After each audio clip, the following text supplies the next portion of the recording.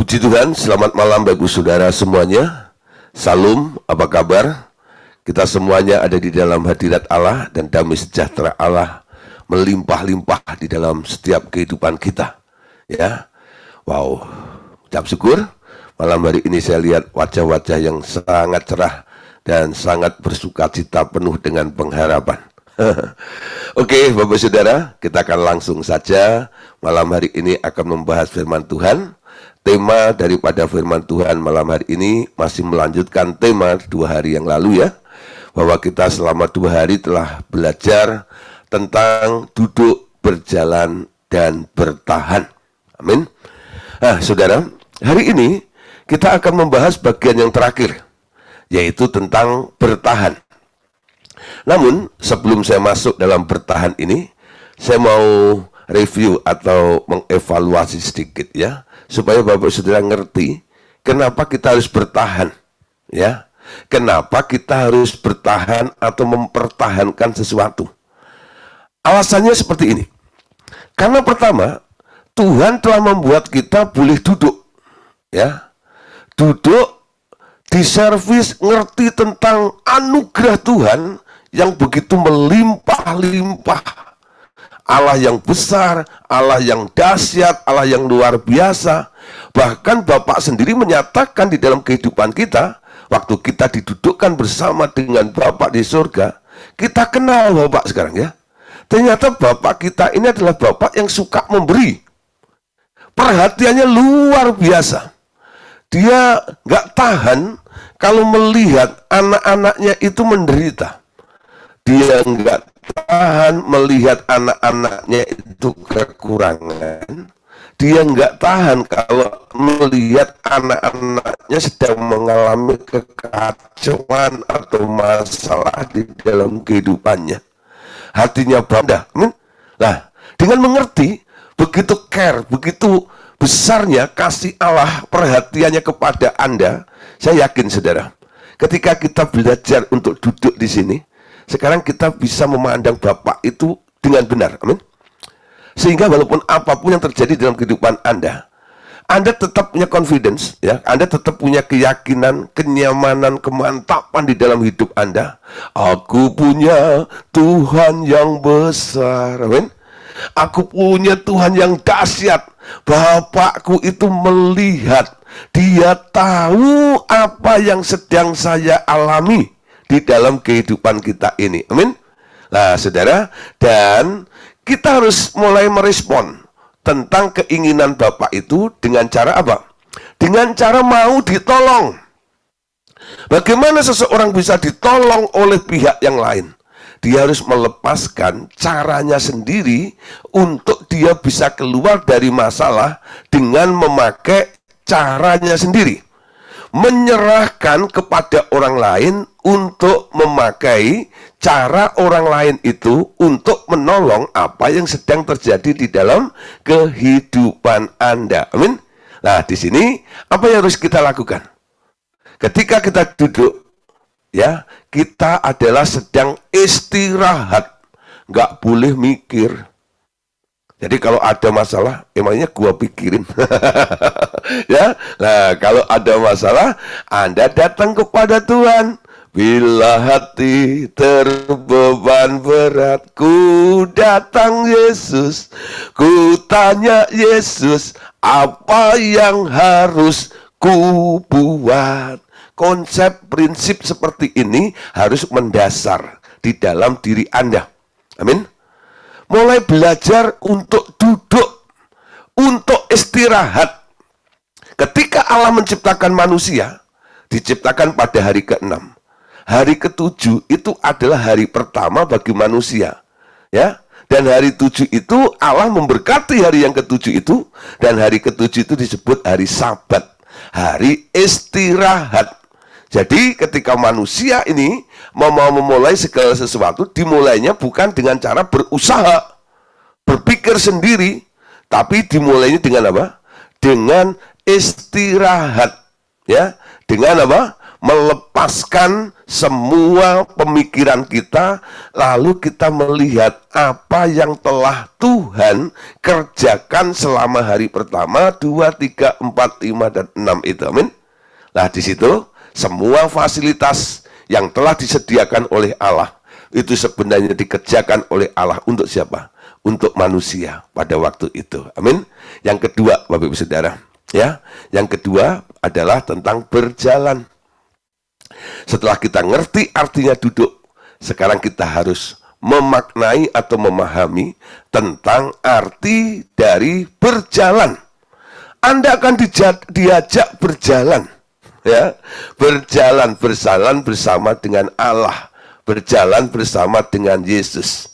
Pikulah kuk yang kupasang dan belajarlah kepadaku, karena aku lemah lembut dan rendah hati, ya, dan rendah hati. Jadi mulai belajar menyeimbangkan, menyamakan ritme langkah kita, tujuan kita dengan kehendak Tuhan di sini, ya. Berjalan sampai kita ngerti tentang prinsip tentang Yesus itu loh. Apa yang dipikirkan oleh Yesus, apa yang dirasakan oleh Yesus, apa yang dikerjakan oleh Yesus, itu harus sama dengan apa yang Anda pikirkan, apa yang Anda rasakan, dan apa yang Anda kerjakan.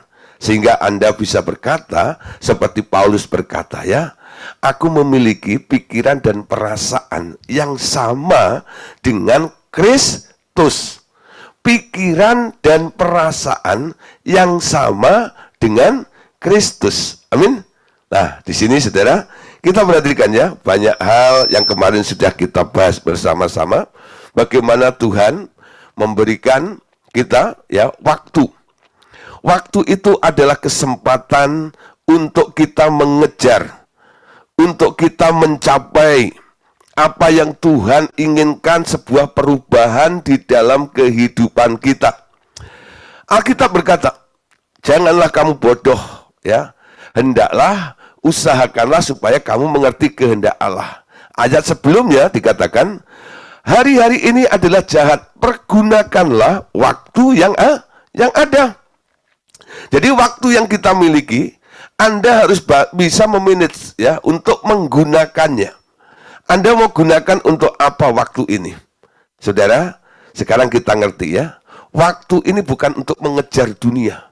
Waktu yang diberikan, yang ada dalam kehidupan kita ini bukan untuk mengejar harta, bukan untuk mengejar popularitas, tapi waktu yang kita punya ini sekarang kita gunakan sebaik-baiknya untuk mengerjakan supaya kita bisa menjadi sempurna seperti apa yang Tuhan katakan. Hendaklah kamu sempurna seperti Bapakmu di surga adalah sempurna. Nah, saudara, waktu itu nggak bisa diulang kembali ya. Jadi kalau orang sudah tidak bisa memanfaatkan waktu, dia kehilangan. Kehilangan duit, Anda pasti bisa kejar untuk menutupinya ya. Tapi kalau Anda kehilangan waktu, itu kerugian yang sangat besar. Ya, gunakan waktu Anda untuk bertumbuh. Yuk, Bapak Saudara, kita berlomba di sini ya, berlomba untuk membuktikan siapa yang lebih dahulu bertumbuh. Alkitab bilang, nanti akan ada orang yang pertama menjadi yang terakhir, dan yang terakhir menjadi yang pertama. Betul? Lah, Anda menggenapi yang mana? Menggenapi yang mana? Menggenapi yang pertama jadi terakhir, atau terakhir jadi yang pertama? Walaupun kita baru ngerti saat ini, sudah ubanan, sudah di atas gocap ya, ABG. Ya, jadi walaupun kita sudah menginjak usia seperti ini, tapi ya Anda harus bersyukur masih mengetahui kebenaran ini. Dan waktu yang sisa ini, mari saudara, kita gunakan untuk kita bertumbuh di dalam Tuhan, untuk bisa mencapai sebuah target, yaitu sempurna. Amin. Nah, saudara, malam hari ini kita akan masuk bagian yang ketiga, saudara ya. Bagian yang ketiga. Oke, saudara. Bagian yang ketiga. Nah, tentang apa ini? Oke. Bagian yang ketiga, sorry. Oh, sorry. Ya, ini dia. Bagian yang ketiga, ya, bertahan. Bertahan apa? Untuk apa? Bertahan melawan musuh, ya. Bertahan melawan musuh. Saudara, hanya bila seseorang telah mengerti artinya duduk bersama Dia di surga dan belajar berjalan dalam hidup ini bersama Dia, maka ia akan cukup mempunyai nilai dalam peperangan melawan si iblis dengan segala tipu dayanya, ya. Nah, saudara, kita perhatikan apa yang dilihat oleh iblis terhadap orang-orang percaya ini. Kalau iblis melihat ada orang Kristen yang lemah, iblis akan mengabaikannya, diabaikan saja oleh setan. Bahkan diinjak-injak dan terus menerus hidup dalam kekalahan. Namun sebaliknya, setiap orang percaya dapat diubah menjadi lebih kuat dari musuh setelah memahami nilai peninggian yang dikerjakan oleh Bapa baginya dan kehadiran Tuhan Yesus di dalam dirinya. Untuk mendasarinya, kita akan buka dan kita baca bersama-sama Efesus 6 ayat 10 sampai ayat yang 11. Mari Bapak Ibu Saudara, kita baca sama-sama ayat ini ya. Efesus 6 ayat 10 sampai ayat yang ke-11. Akhirnya, hendaklah kamu kuat di dalam Tuhan, di dalam kekuatan kuasanya. Kenakanlah seluruh perlengkapan senjata Allah, supaya kamu dapat bertahan melawan tipu muslihat iblis. Sekali lagi ya, perhatikan ayat ini. Ayat ini dimulai dengan kata akhirnya. Kenapa Paulus menulis ayat ini, di ayat yang ke-10 ini diawali dengan kata akhirnya? Artinya ada sesuatu yang pernah terjadi sebelumnya. Ada sebuah progres, ada sebuah proses yang terjadi di dalam diri anak-anak Allah sebelumnya. Ketika mereka sudah mulai bertumbuh, mengerti banyak hal, khususnya tentang duduk dan berjalan, akhirnya Paulus berkata, hendaklah kamu kuat di dalam Tuhan, di dalam kuat kuasanya. Amin. Nah, saudara, jadi ini kelanjutan dari sebuah prosesnya ya. Ketika Anda sudah mengalami berjalan dengan Tuhan, lalu sudah mulai mengalami peningkatan ya. Anda boleh melihat kemajuan rohani di dalam kehidupan Anda, perubahan di dalam kehidupan Anda. Ketika Anda sudah mulai bertumbuh seperti itu, mengalami perubahan dibanding orang lain, Anda melihat, kok aku lebih rohani dari dia ya. Tapi bukan untuk nyombong-nyombong, enggak.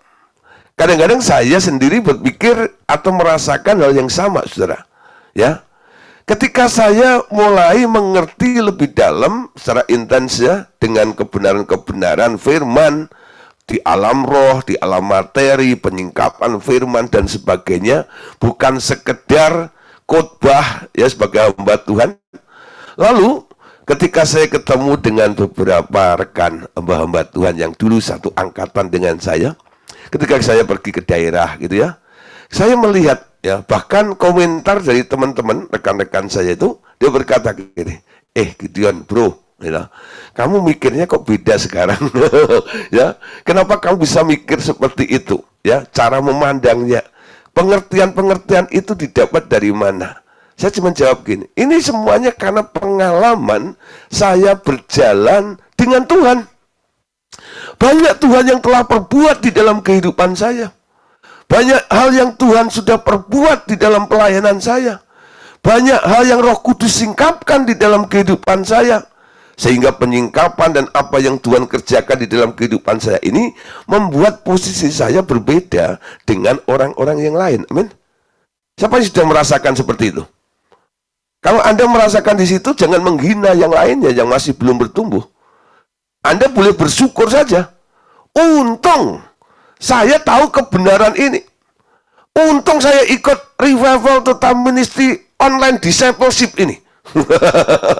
Sehingga ada firman-firman yang sebelumnya belum pernah aku dengar, yang memotivasi saya, mengajak saya, mendorong saya untuk saya meninggalkan pelajaran asas-asas dasar untuk masuk dalam tingkat-tingkat pertumbuhan. Sehingga saya hari ini boleh bertumbuh sampai di titik ini. Amin.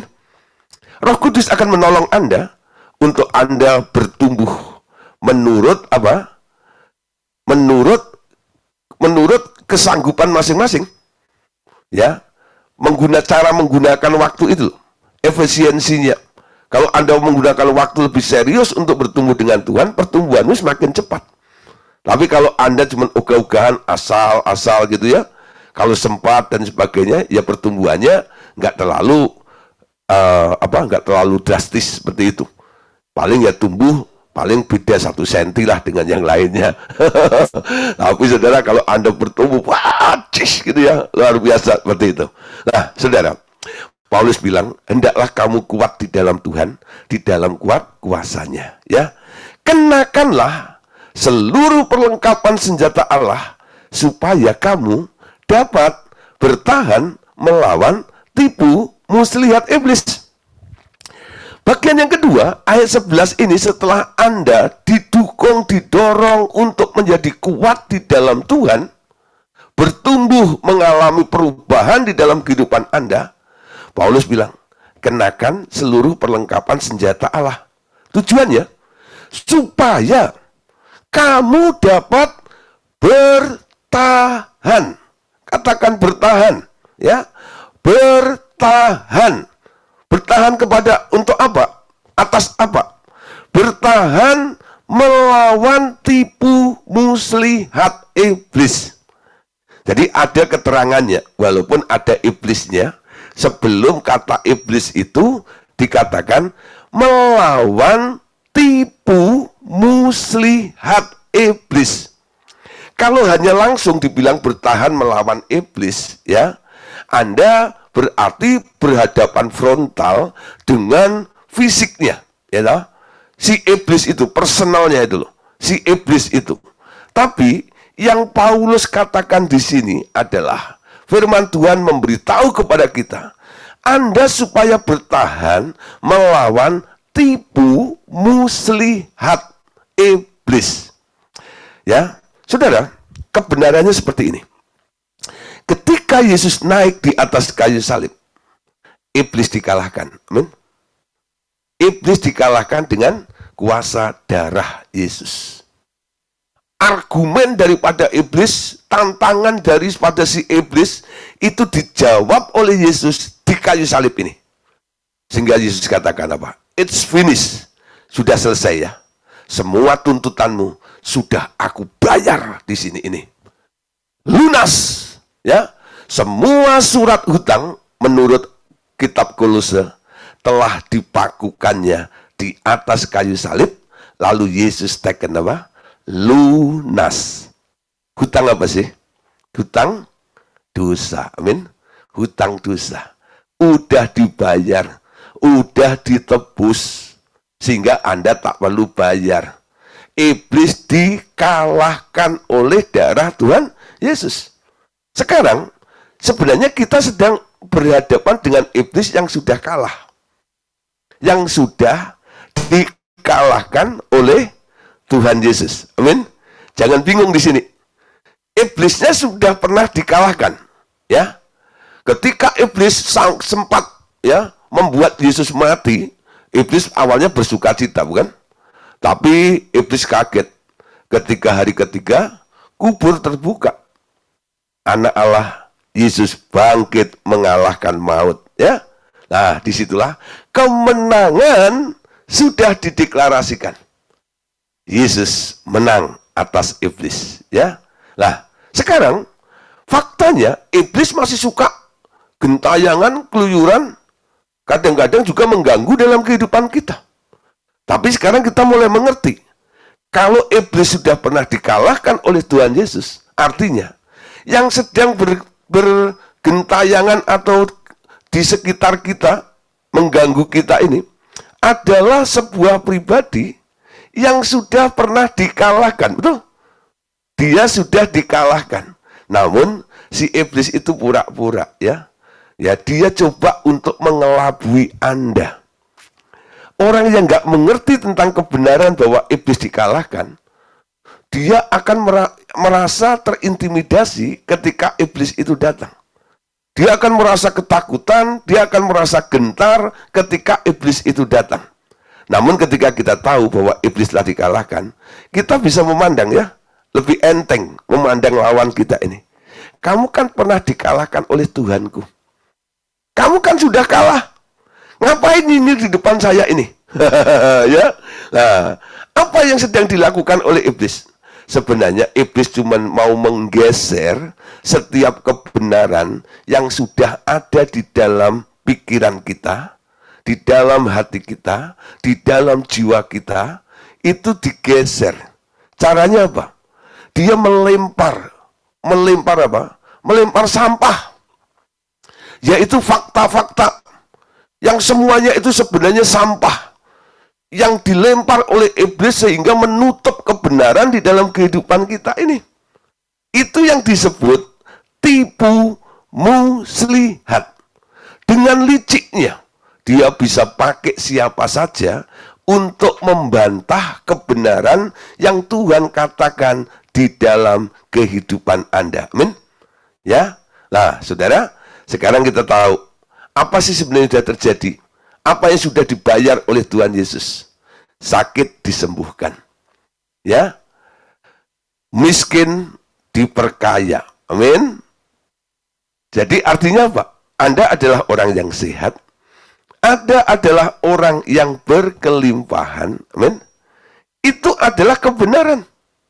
Ketika kemiskinan terjadi, kekurangan terjadi di dalam kehidupan Anda, sebenarnya Anda sedang kemakan. Kemakan apa? Kemakan, ya, tipu muslihat iblis. Jadi keadaanmu itu disodorkan oleh si iblis semakin nyata, mempengaruhi pikiranmu, mempengaruhi perasaanmu, sehingga pikiran dan perasaan Kristus tentang kelimpahan itu tergeser. Karena Anda melihat keadaan yang terjadi di dalam hidup Anda. Amin. Nah, di sini Paulus berkata, kita harus mampu bertahan. Bagaimana cara bertahan? Kita harus punya senjatanya. Efesus 6 ayat 13 sampai ayat 17. Lanjutannya, ya. Sebab itu, ambillah seluruh perlengkapan senjata Allah, supaya kamu dapat mengadakan perlawanan pada hari yang jahat itu, dan tetap berdiri sesudah kamu menyelesaikan segala sesuatu. Jadi, berdirilah tegap, berikat pinggangkan kebenaran, dan berbaju sirahkan keadilan, kakimu berkasutkan kerelaan untuk memberitakan Injil damai sejahtera. Dalam segala keadaan, pergunakanlah perisai iman, sebab dengan perisai itu kamu akan dapat memadamkan semua panah api dari si jahat, dan terimalah ketopong keselamatan dan pedang roh, yaitu firman. Ya, ternyata Tuhan telah menyediakan perlengkapan senjata. Paulus bilang, sebab itu ambil seluruh perlengkapan senjata Allah itu, supaya kamu dapat mengadakan perlawanan. Kalau tadi di awal saya bicara tentang bertahan, senjata yang diberikan oleh Allah itu juga bisa untuk melawan tipu muslihat iblis. Jadi senjata yang diberikan oleh Allah pada kita ini duifungsi, ya, duifungsi, bisa untuk melawan, bisa untuk bertahan. Saudara, kalau Anda tidak melakukan perlawanan, cukup bertahan terus gitu ya. Lama-lama pertahananmu jebol, betul? Tapi kalau Anda bisa melawan, pada waktu Anda melihat titik lemah daripada musuh, lalu Anda serang musuh itu, musuhnya akan lari. Dan dia tidak terus mengintimidasi Anda, dan Anda nggak terlalu capek bertahan terus seperti itu ya. Bertahan itu nggak usah lama-lama gitu loh ya. Nah, bertahan ketika serangan itu datang, Anda bisa patahkan dengan senjata yang sama yang diberikan oleh Allah kepada kita, supaya kita bisa menghalau, mengusir si pendakwa atau musuh kita tersebut. Nah, saudara, apa saja tadi senjata-senjata yang diberikan oleh Allah kepada kita? Ya, pertama, saudara, kita harus berdiri tegap. Ya, jadi berdirilah tegap. Artinya apa? Kita selalu siap. Kita selalu waspada. Amin. Anda lihat penjaga ya, penjaga yang ada di istana presiden itu, ya kalau saya lewat istana Merdeka itu ya, Jalan Merdeka itu dekat pos masuk istana itu. Saudara, di situ tuh ada orang yang pakai baju tentara itu. Dia berdiri kayak patung aja gitu. Kayak patung aja gitu ya. Nah, Anda tahu sudah ya, sebenarnya dia berdiri di situ itu bukannya tidur, bukannya jadi batu itu, enggak. Tapi dia berdiri dalam arti sikap sigap gitu loh, ya. Ketika ada yang bergerak mencurigakan itu senjata langsung diangkat, betul. Nah, dia nggak boleh meleng di situ. Itu namanya berdiri, ya. Berdiri di sini dikatakan tadi pertama berdiri apa? Berdirilah tegap. Lalu yang kedua, berikat pinggangkan kebenaran. Ya, berikat pinggangkan kebenaran. Apa maksudnya saudara? Berikat pinggang kebenaran kok jadi senjata? Nah, saudara, dalam peperangan rohani, senjata yang kedua adalah sikap kita, yaitu berikat pinggang. Anda tahu ya, khususnya bapak-bapak ini, kalau udah umurnya agak lumayan gitu ya gitu, itu kadang-kadang perut nggak bisa dibohongin gitu ya. Wah, sudah mulai maju, maju tak gentar membela yang benar, gitu ya. Nah, itu beda dengan waktu masih umur 20 gitu ya. Nah, 25 itu wah masih spek itu luar biasa itu perutnya. Itu kalau pakai celana gitu itu wah itu nggak melorot-melorot ya. Tapi kalau sekarang gitu, waduh gitu ya. Nah, itu celana bisa naik turun gitu. Bagaimana menghentikannya supaya nggak naik turun gitu? Nah, diikat dengan sabuk, ya, ikat pinggang. Nah, bahaya surya kalau Anda lupa pakai ikat pinggang gitu dan jatuh terus gini, wah bingung juga ini gimana. Akhirnya cari karet gelang, diikat darurat katanya. Kenapa ngomong begitu? Pernah ngalami. Waduh, ini luar terus gini, cari karet gelang itu atau tali rafiah, diikat gitu ya. Nah, kan ketutup jas, ya nggak apa-apa gitu. Tapi kalau dibuka, ya ampun, ikat pinggangnya ternyata tali rafiah. Nah, saudara, tapi itu merupakan satu usaha dong. Bagaimana saya bisa khotbah di mimbar itu ya, sambil ngomong itu tarik celana. Bagaimana tarik celana gitu ya. Nah, dalam peperangan ini coba nih ya. Anda mau tembak musuh, melorot, itu tarik lagi, melorot, itu konsentrasinya bubar, gitu enggak ya?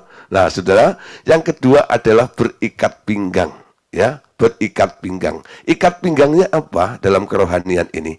Kebenaran. Orang yang belajar hidup benar nggak bakal keduduran, amin. Nggak bakal keduduran, sehingga konsentrasinya lebih fokus, ya. Coba belajar, ya. Orang yang nggak hidup dalam kebenaran gampang ditembak oleh si iblis, ya. Umpama sudah, ya. Anda nih ya suka melanggar, ya lampu merah gitu loh ya. Naik mobil, naik motor gitu ya, nggak ada polisi nih. Nggak ada mobil kok, bablas segala macam gitu ya. suka melanggar, suka melanggar gitu ya. Nah, saudara, itu kadang-kadang Anda anggap biasa-biasa saja ya. Tapi itu pelanggaran. Nah, dari pelanggaran kecil nanti akan menjadi pelanggaran yang besar gitu ya. Nah, saudara, nanti akan terbiasa nih untuk melanggar. Ketika orang melanggar, dia nggak hidup dalam kebenaran. Nggak hidup dalam tatanan kebenaran itu. Nah, di sini saudara, ketika Anda mau menyerang atau menghancurkan tipu muslihat iblis itu, iblis akan bilang apa? Ya, kamu sendiri nggak tertib, itu nggak itu. Di situ kita nggak bisa tegas. Kita kedodoran. Ya, kita kedodoran. Umpama ya saudara, ada seseorang yang suka bohong, ya, suka menipu. Ya, mungkin dia seorang yang sudah jadi pendoa syafaat atau hamba Tuhan, tapi suka bohong, suka menipu gitu ya. Lalu dia melayani orang nih. Nah, orangnya bilang, Pak, tolong doain saya. Saya itu punya kebiasaan jelek, Pak. Kebiasaan apa, Pak? Saya itu suka bohong.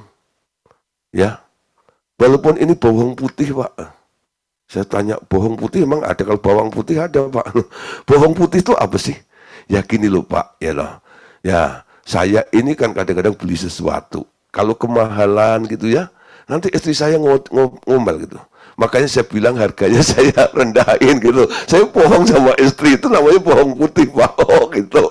Demi kebaikan supaya nggak diomelin. Tapi itu kan bohong juga ya, Pak ya. Nah, saya suka menipu, Pak. Saya suka korupsi, Pak. Ya loh. Nah, ketika Anda yang suka korupsi, Anda suka bohong, Anda suka menipu, mau melayani orang yang keadaan sama seperti Anda, coba saudara, ketika Anda mau tengking orang itu, ketika Anda mau ngomong seperti itu, ada nggak enak nggak dalam diri Anda? Ada yang bunyi apa? Lu aja juga begitu, betul nggak? Sekarang mau menolong orang yang lain. Nah, terjadi seperti ini ya.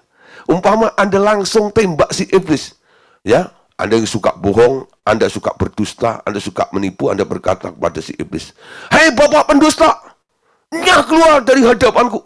Gitu ya. Si iblisnya ketawa. Lu bilang apa? Saya pendusta, lu apa? Nah, kenapa pernah terjadi peristiwa anak Imam Skewa ya, Anda lihat tuh ya. Itu sampai dipermalukan. Mengalami kedodoran. Dipermalukan seperti itu dalam peperangan rohani.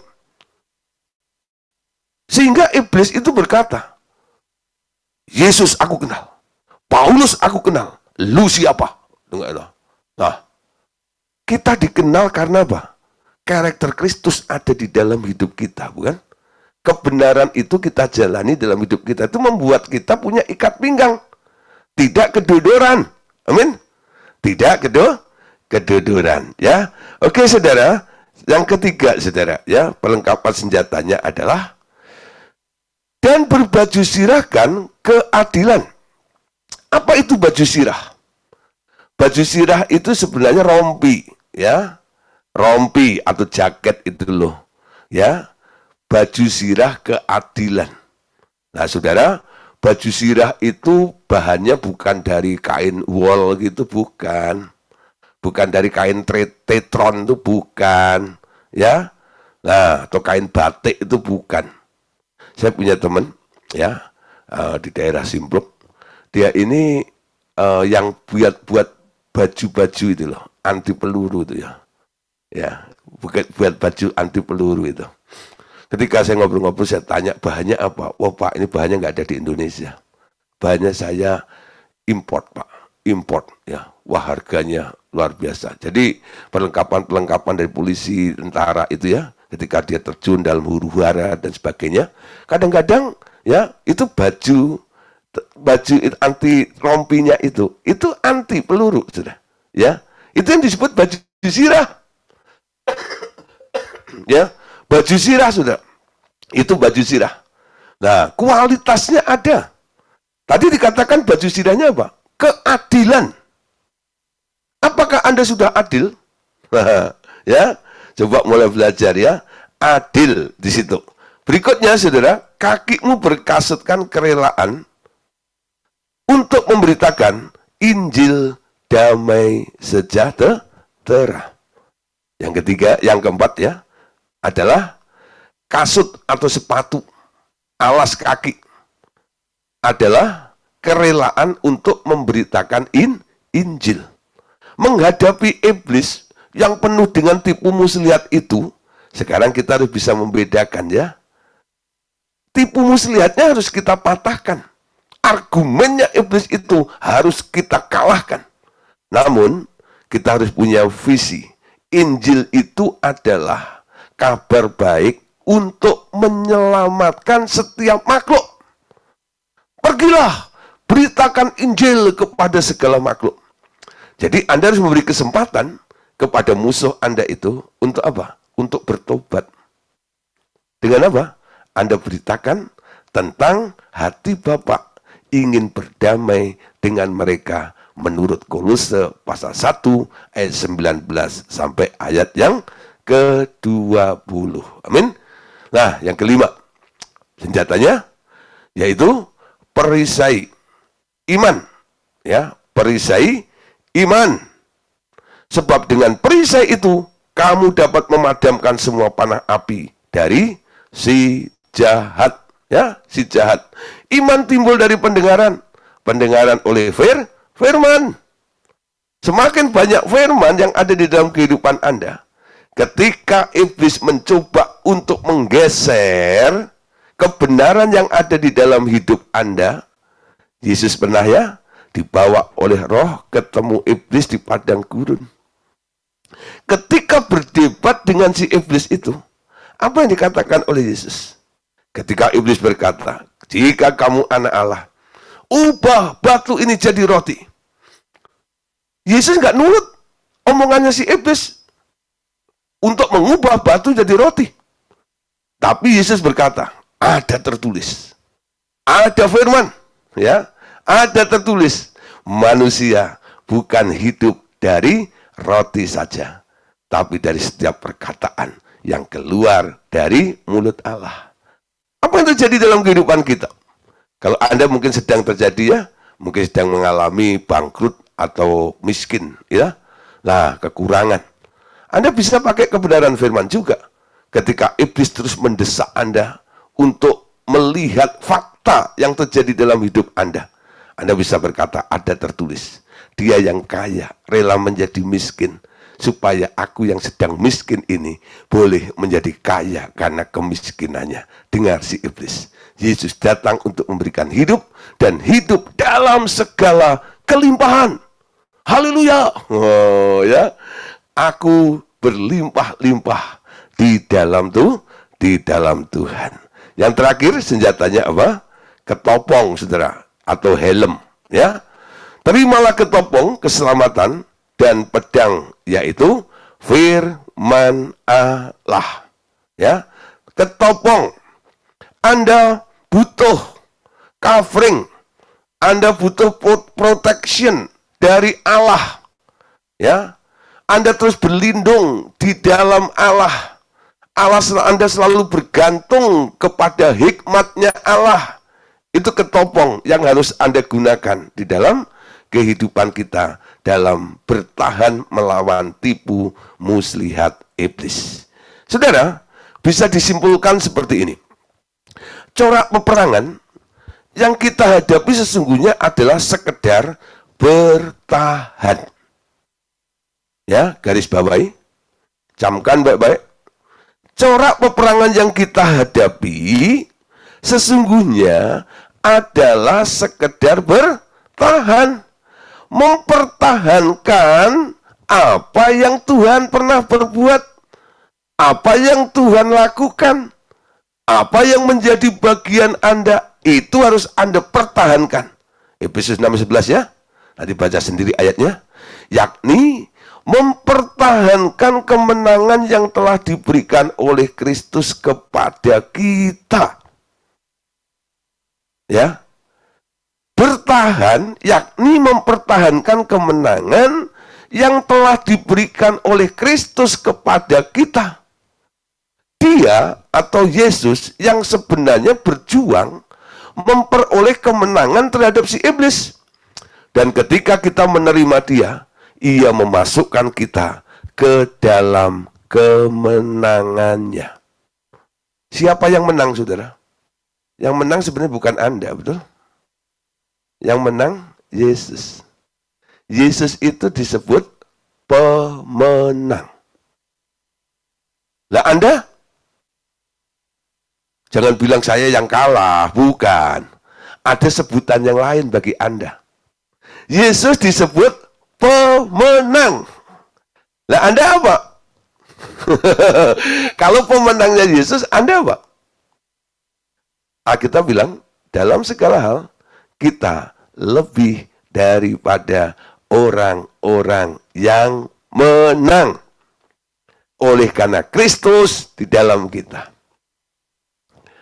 Jadi, sebutan Anda sekarang, lebih dari pemenang. Lebih dari pemenang. Dalam segala perkara. Ya.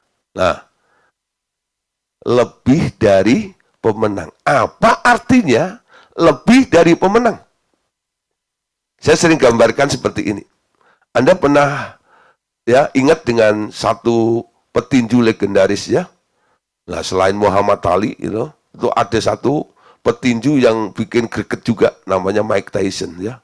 Wah, sampai disebut sebagai petinju leher beton ya. Nah, leher beton tuh. Itu semen semua kali ya. Leher beton dia. Wah, saudara, itu benar-benar kalau pertanding itu orang sampai wah, ini berapa ronde ya? Ada yang satu ronde nggak nyampe udah KO gitu. Wah, kalau macam gitu.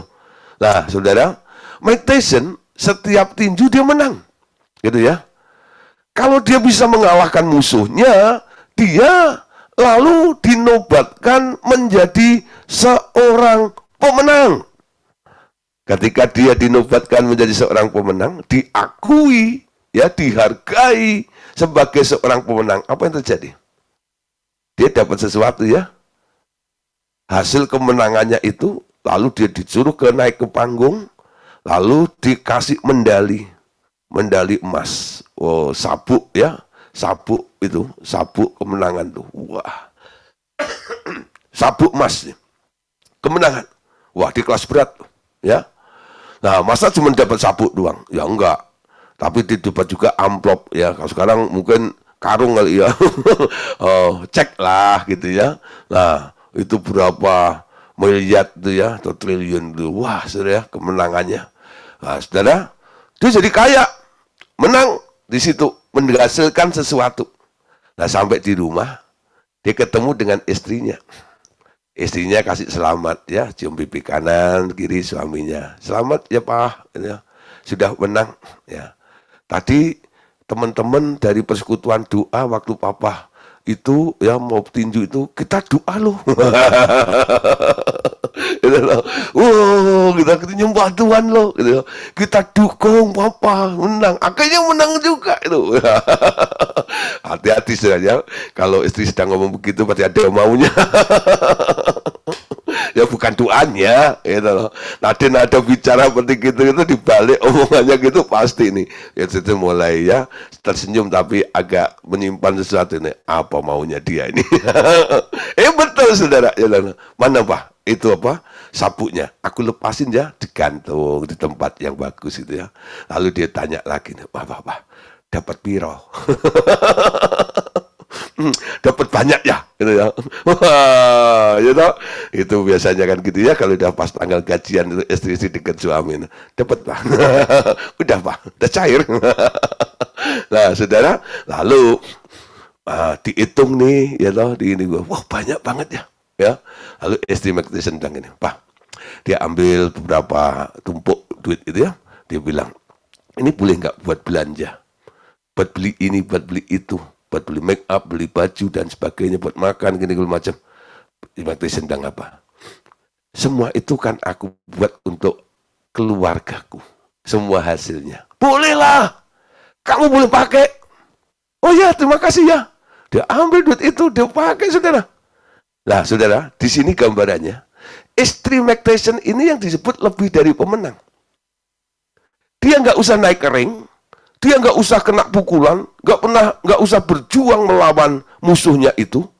Dia melihat suaminya menang, dia sekarang boleh menikmati hasil dari kemenangan suaminya tadi. Nah, istri Mactation, istri pemenang itu disebut lebih dari pemenang. Amin. Nah, Anda itu sejak di dalam Yesus. Kita ini kan calon istrinya Yesus, betul? Kita kekasihnya Yesus. Apa yang dikerjakan Yesus, hasil kemenangan daripada Tuhan Yesus ini, sekarang boleh Anda nikmati. Disinilah saudara, Anda disebut lebih daripada pemenang. Pemenangnya siapa? Itu Yesus.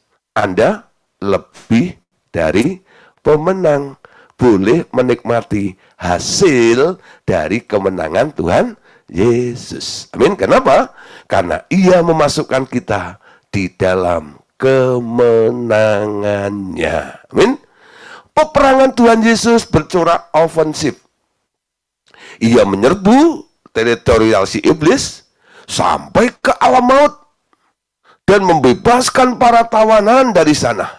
Sementara peperangan kita sebaliknya bercorak defensif, ya.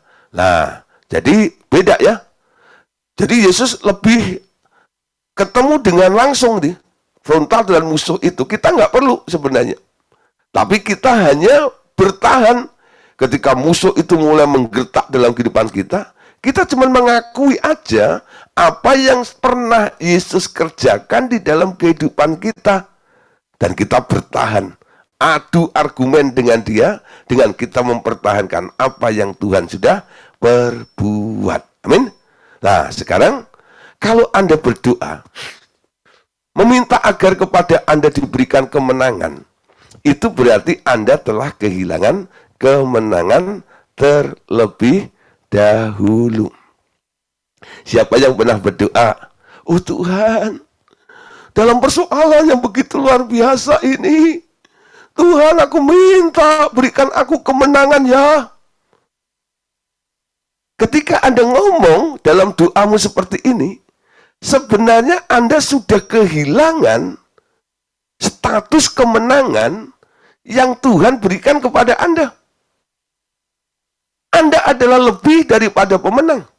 Anda boleh menikmati hasil dari kemenangan Yesus. Amin. Ketika Anda bilang minta kemenangan, artinya Anda belum dapat kemenangan itu. Orang yang ada di dalam Kristus, dia ada di dalam kemenangan. Dia sudah menang. Namun dia yang masih di luar kemenangan, dia ada di luar Kristus. Sehingga doanya minta untuk dijadikan menang. Amin. Nah, jangan pernah minta dijadikan menang.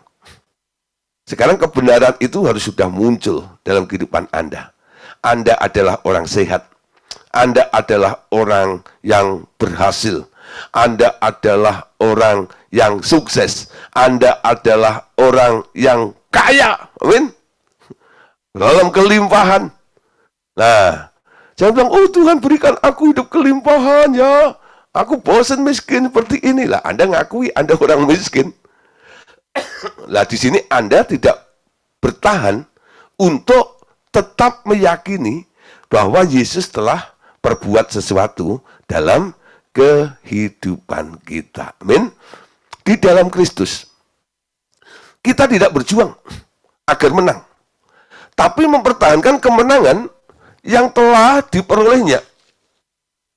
Di dalam kita adalah pemenang, bahkan lebih dari seorang pemenang. Nah, karena itu di dalam Dia kita bertahan. Kita bukan berjuang ya menuju kemenangan. Jadi kita bukan berjuang menuju kemenangan. Ya, sebaliknya kita berjuang dari dalam kemenangan. Lebih dari pemenang adalah orang-orang yang tinggal di dalam kemenangannya. Amin. Nah, saudara, start Anda adalah mengakui apa yang Tuhan telah perbuat dalam kehidupan Anda. Anda sudah menang. Amin. Anda sudah pulih. Nah, Anda harus berjalan dari kemenangan kepada kemenangan. Dari kemuliaan kepada kemuliaan. Amin. Nah, dari kekudusan kepada kekudusan. Dimulai dari kata sudah. Anda dibebaskan dari apa yang seperti sedang Anda alami itu karena Anda melihat apa yang Tuhan telah raih. Apa yang Tuhan telah menangkan. Sehingga Anda berkata, aku nggak seperti ini. Aku nggak miskin seperti ini.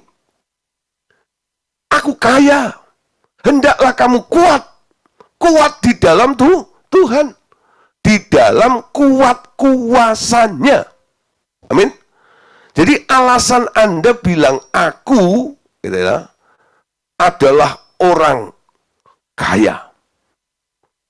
Karena Yesus sudah mengalahkan kutuk kemiskinan itu. Sehingga Anda tak perlu jadi orang miskin. Anda boleh jadi orang kaya. Amin. Nah, di sini ya. Karena apa? Penebusan Yesus.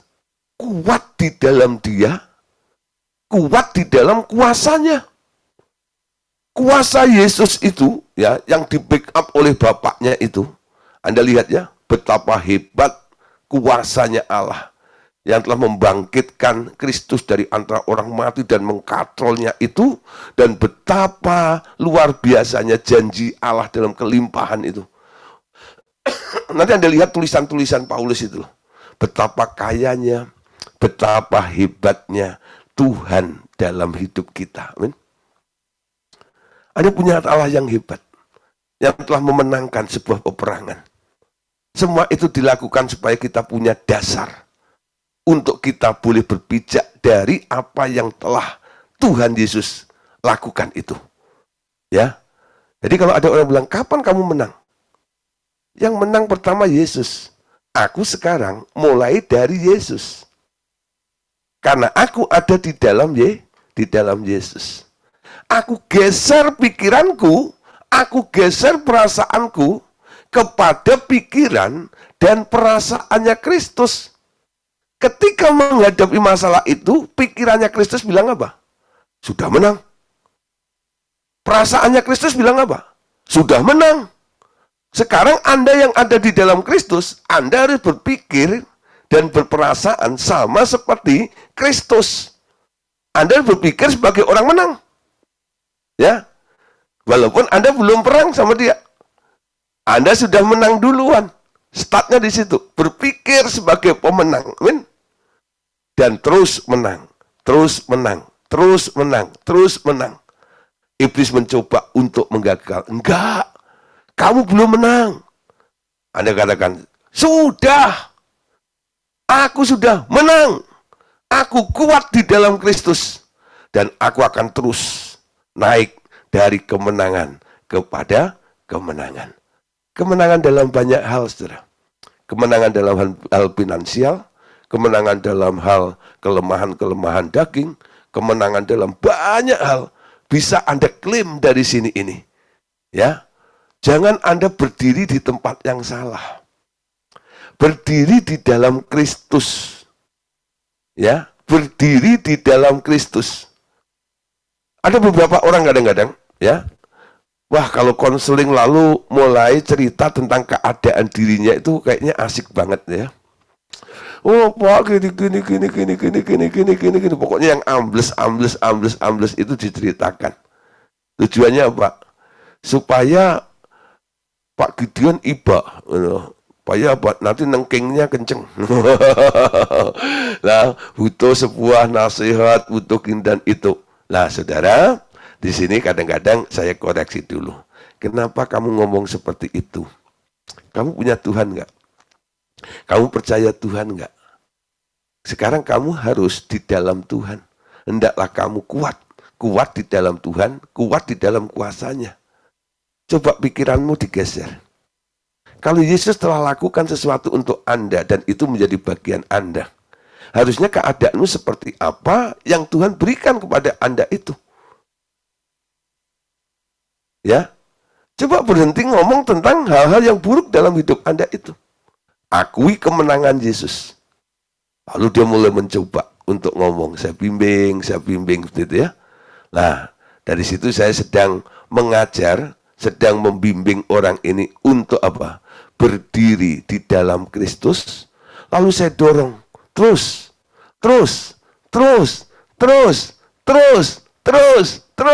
ya. Sehingga dia boleh mengalami kemenangan demi kemenangan.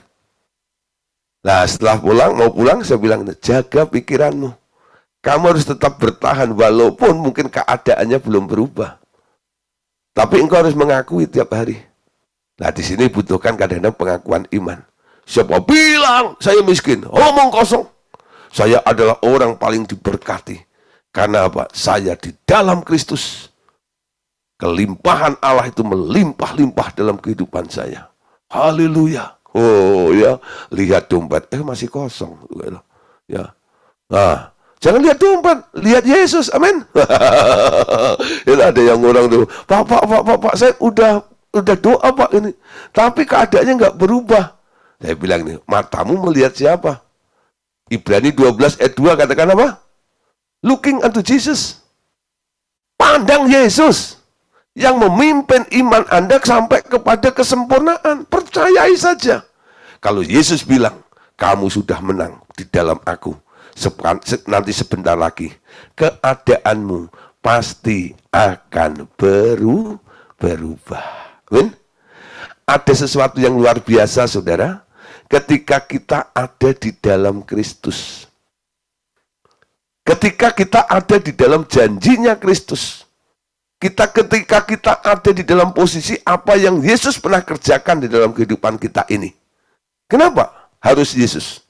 Ketika Yesus menang, Bapaknya angkat Yesus sebagai Adonai, sebagai Lord, sebagai Tuhan, ya, atas segala ciptaannya, dan diberi nama di atas segala nama, sehingga setiap lutut bertelut dan setiap lidah mengaku Yesus adalah Tuhan. Amin.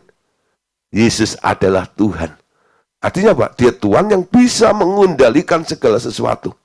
Dia punya otoritas atas segala nama. Tahukah Anda?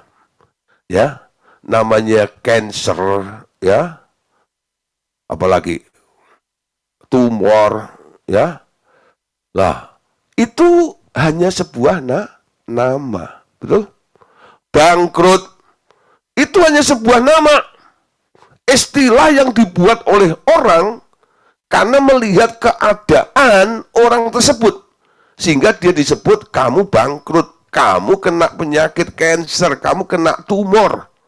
Itu nama, ya. Tapi kita percaya kita punya nama di atas segala nama. Amin. Nama Yesus, nama di atas segala nama. Saya ingat tahun-tahun 90-an, ya. Atas itu tuh zaman-zaman lagu bangkit, serukan nama Yesus. Wah, ketika saya masih sering jadi WL, lagu itu jadi favorit. Nama Yesus, menara yang kuat. Oh, nama Yesus, kota benteng yang teguh. Nama Yesus, kalahkan semua musuh. Nama Yesus di atas segalanya. Katakan saudara, nama Yesus, nama Yesus, nama Yesus. Serukan Yesus, Yesus, Yesus, Yesus, Yesus. Wah, sambil lompat. Sekarang lompat udah perutnya ikut lompat. Ya. Wah, dulu sudah lompat bisa berapa menit itu lu nggak capek. Sekarang udah ngas-ngasan ya. Lah, nama Yesus di atas segalanya. Amin. Nah, saudara, nama apa? Masalah-masalahmu itu nama doang. Amin. Ketika Anda di dalam Yesus, Anda memegang sebuah nama. Nama di atas segala nama. Ada beberapa orang kadang-kadang ya cari backingan. Khususnya itu orang-orang yang jadi pengusaha-pengusaha gitu ya. Cari backingan kadang-kadang. Lalu dia dapat kartu nama, ya. Nangkep saudara ya? Dia itu punya kartu nama seseorang yang punya pengaruh gitu ya. Nanti ketika menghadapi persoalan, segala macam gitu ya. Nah, lalu dia tunjukkan, kenal ini enggak? Kita baca. Itu kan atasan saya. Ya lalu, apa itu jadi? Oh kan kenal ya? Iya, dia yang backup saya. Kabur enggak saudara? Dia enggak berani macam-macam. Karena nama yang Anda sodorkan kepada orang itu lebih tinggi daripada orang itu. Nah, Yesus ada nama di atas segala nama. Nama apa, saudara? Yang sedang menghantui dalam kehidupan Anda. Ada nama Yesus. Kalau Anda berdoa, selalu diakhiri dalam nama Yesus. Anda tunjukkan nama itu kepada setiap persoalan yang sedang Anda gumulin. Ini loh, aku berdiri, aku punya backup, aku memegang nama ini loh. Kira-kira kabur nggak? Kira-kira pergi nggak? Kira-kira berubah nggak keadaanmu? Nama itu, nama yang luar biasa. Ya, itu nama yang indah, nama Yesus. Ya. Itu nama yang indah dari surga mulia. Namanya ajaib. Betul? Namanya besar, kuasa, dahsyat, dan sebagainya. Nama Yesus di atas segalanya. Oke, saudara. Sekarang, kita boleh tinggal di dalam namanya ini. Ada apa di dalam namanya?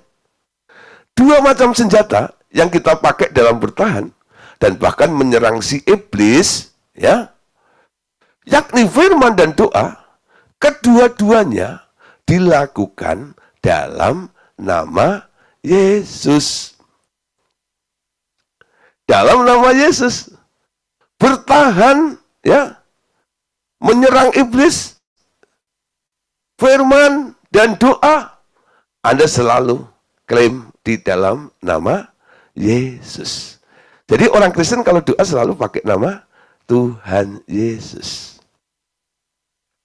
Ya. Nah, kenapa?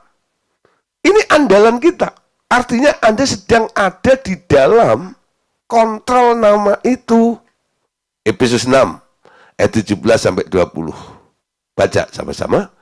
Dan terimalah ketopong keselamatan dan pedang roh, yaitu firman Allah, dengan segala doa dan permohonan, dan berdoalah setiap waktu di dalam roh, dan berjaga-jagalah di dalam doamu itu dengan permohonan yang tak putus-putusnya untuk semua orang kudus, juga untuk aku, supaya kepadaku, jika aku membuka mulutku, dikaruniakan perkataan yang benar, agar dengan keberanian aku memberitakan rahasia Injil yang kulayani sebagai utusan yang dipenjarakan. Berdoalah supaya dengan keberanian aku menyatakannya sebagaimana seharusnya aku berbicara. Amin. Jadi dalam penggunaan pedang roh firman, ya, dan dalam berdoa ini, nah kita penting. Ini adalah senjata yang kita pakai, ya, firman, doa, dan sebagainya itu. Namun di sini kita lihat, semua itu harus didasari dengan satu nama, yaitu nama Yesus. Kisah 4 ayat 12, tidak ada keselamatan, perhatikan di sini ya, tidak ada keselamatan di dalam siapapun juga selain di dalam Dia. Sebab di bawah kolong langit ini tidak ada nama lain yang diberikan kepada manusia yang olehnya kita dapat diselamatkan. Orang kadang-kadang konteks keselamatan ini hanya nanti masuk surga, ya. Umpama saudara, ya, Anda nyebrang jalan, ada mobil di sana nih, kenceng banget itu, dan Anda tidak menyadari akan ada mobil yang mau menabrak Anda. Tentu ada seseorang tarik Anda tuh, ya. Mobilnya lewat, nyaris. Ketika mobil itu udah lewat Anda baru kaget. Lalu Anda lihat kepada orang yang menarik Anda ini. Nah, orang yang menarik Anda itu adalah juru selamat Anda, bukan? Dia telah menyelamatkan Anda dari sebuah kecelakaan. Itu selamat namanya juga, betul? Jadi selamat ini bukan untuk nanti tok. Tapi keselamatan itu juga dalam keseharian. Apa yang sedang membahayakan di dalam kehidupan Anda. Ya, kita lihat. Di dalam nama itu ada keselamatan. Ya, ada keselamatan. Di bawah kolong langit ini tidak ada nama yang lain yang diberikan kepada manusia yang olehnya dapat diselamatkan. Anda mau diselamatkan dari apa? Nah, Anda mau diselamatkan dari apa? Banyak hal. Anda bisa mulai melakukan ini dan Anda pakai nama Yesus ini. Amin. Nama di atas segala nama. Nah, saudara, nama Yesus ditinggikan. Nama Yesus telah ditinggikan di atas segala nama. Dan nama itu telah diberikan kepada manusia. Persoalannya, hanya mereka yang mengerti arti nama itu yang mampu memakainya. Ya, kalau mereka nggak ngerti tentang nama itu, ya mereka nggak ngerti tentang sebuah keuntungan memiliki nama itu. Ya, di sini ada 3 hal, saudara.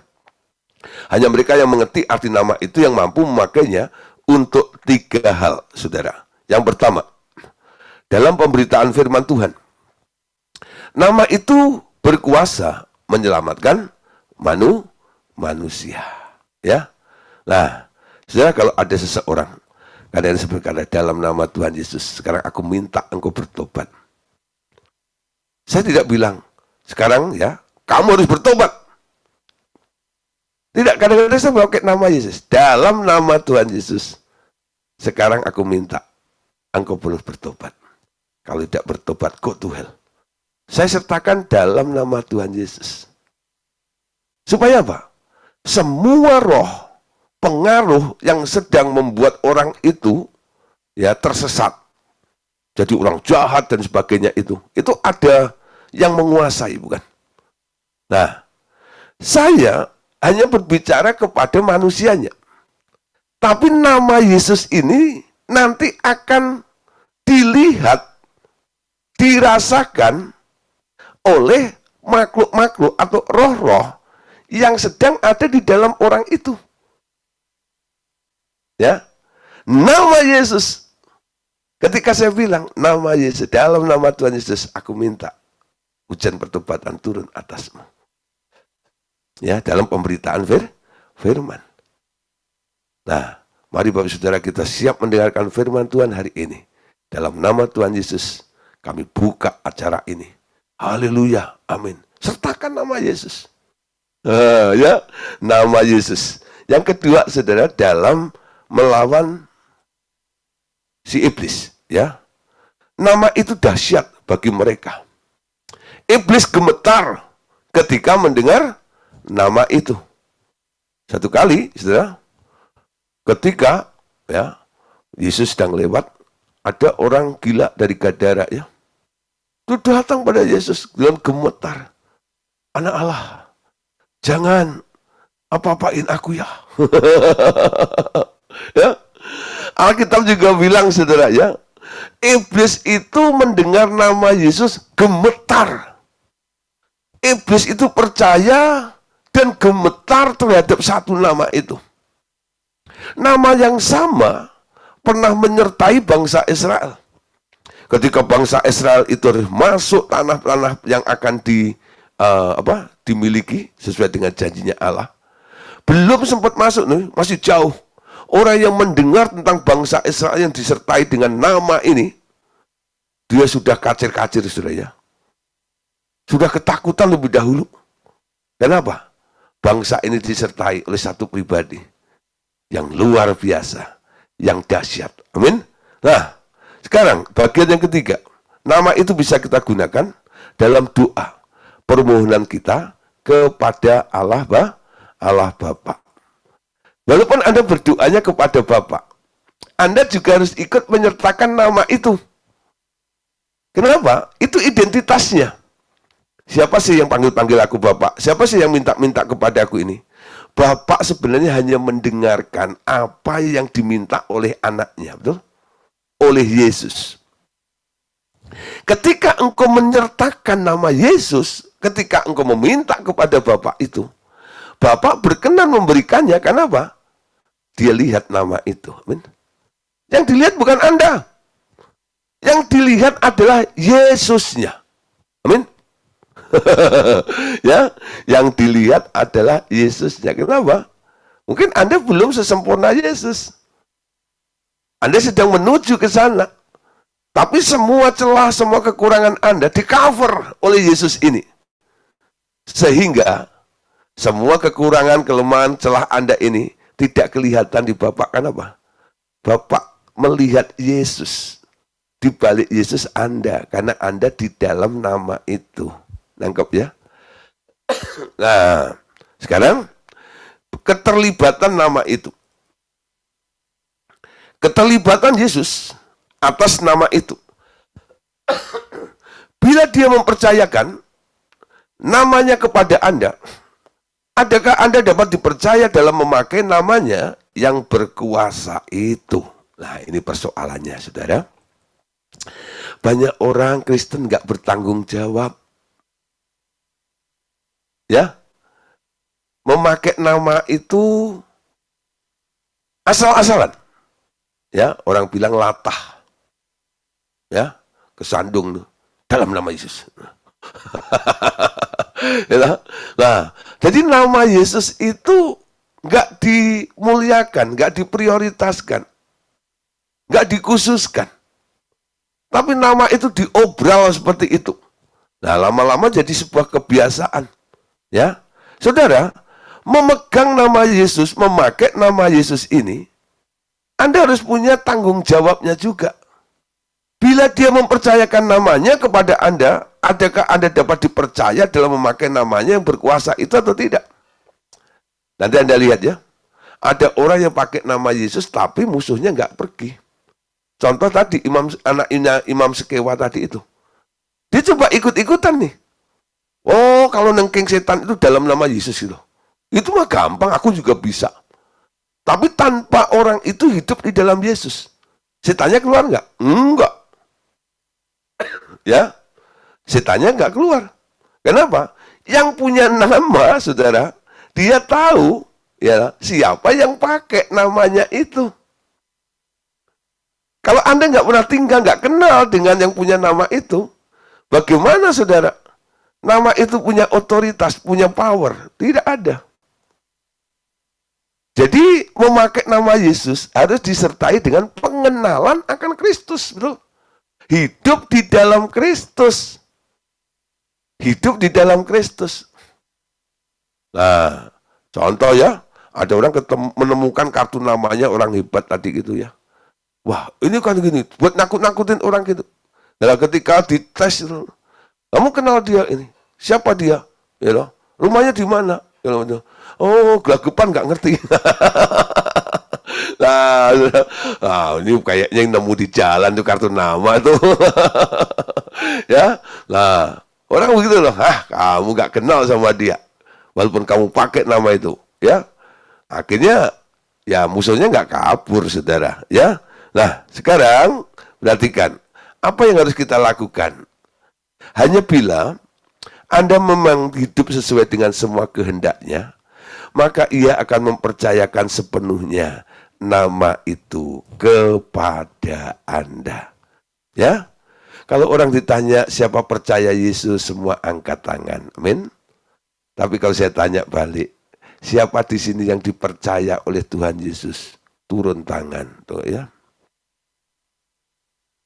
Siapa di sini yang percaya Yesus? Wah, angkat tangan. Siapa di sini yang dipercaya oleh Tuhan Yesus? Pura-pura garuk-garuk.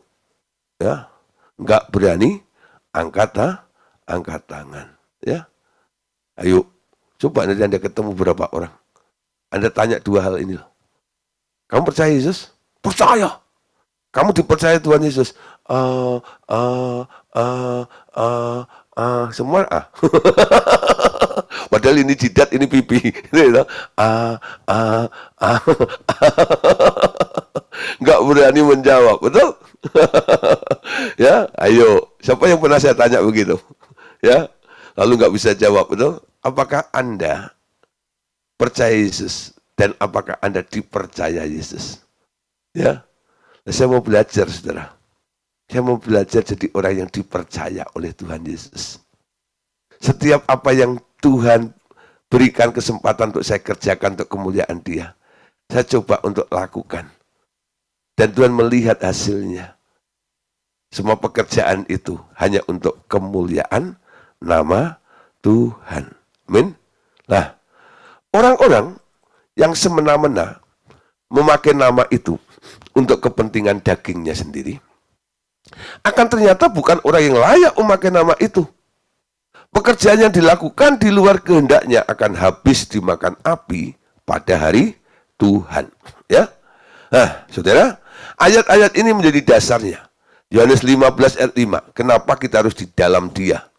Akulah pokok anggur dan kamulah ranting-rantingnya.